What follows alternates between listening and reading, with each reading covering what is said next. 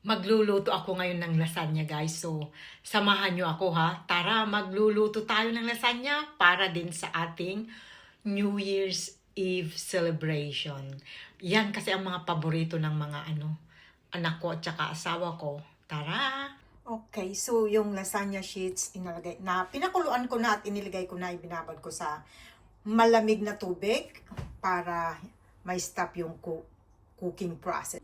So ngayon ay magluluto na tayo ng yung ating minced beef, yung ating pang filling sa ating lasagna.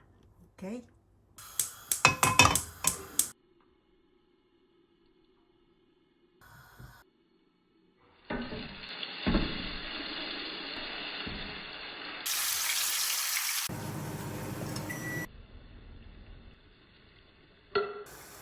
Bit.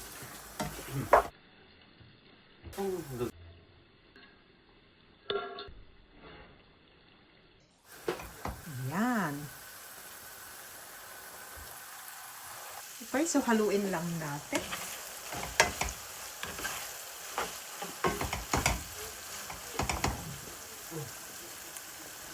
Okay, sunod na natin na ilagay yung ating marinara sauce. Okay.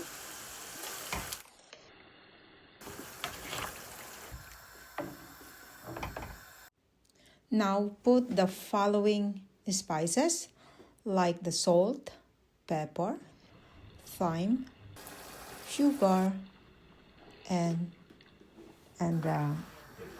parsley. Give a good mix and then simmer for 5 minutes. Okay, so after 5 minutes, alright, okay na siya. Ayan yung aking alarm clock, 5 minutes. Ito na tayo ng white sauce.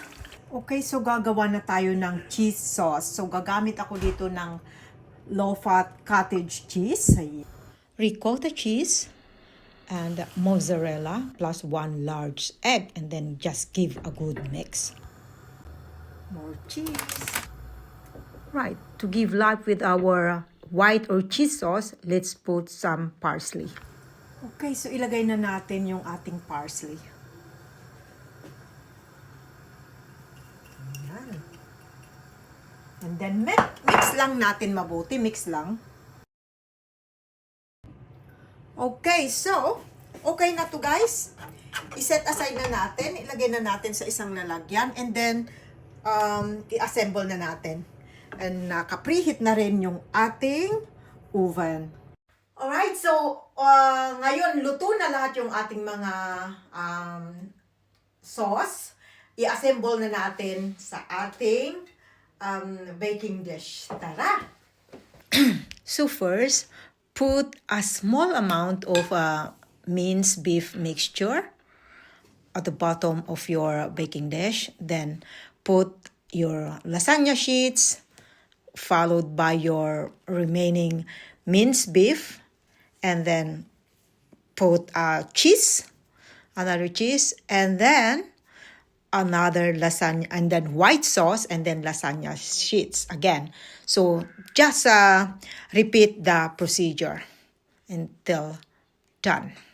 What I am doing now is putting some toothpick, clean toothpick, just to prevent my aluminum foil to stick on the lasagna. And then I will put in the oven about 375 degrees Fahrenheit and bake it for about 45 minutes. So ayan, narap na natin, nabalot na natin, atin nang ilagay sa ating oven. So very careful now guys at this stage because the oven is very hot. Right, so after 45 minutes, let's go back and check our lasagna. But we need to put it back without the foil to make it brown the top layer. Okay, so tignan na natin guys. Ayan. Pwede na. Ayan. Atin nang kuhanin.